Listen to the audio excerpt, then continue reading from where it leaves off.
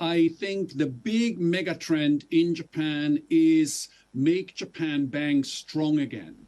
And the reason that the banks have performed quite well already is the fact that for the first time in literally one generation, for the first time in 30 years, they're actually starting to make money on their core business. And that's because, the yield curve has started to steepen out, with the Bank of Japan raising the yield cap from originally 0.1 or 0 to 25 bips and now 50 bips, and that's going to likely to go higher.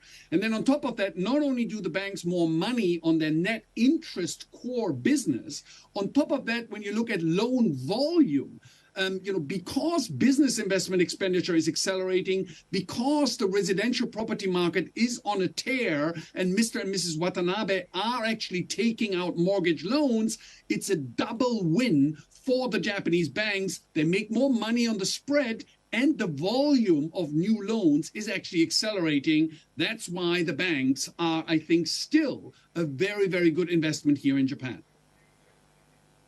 Why does MUFG stand out of the pack?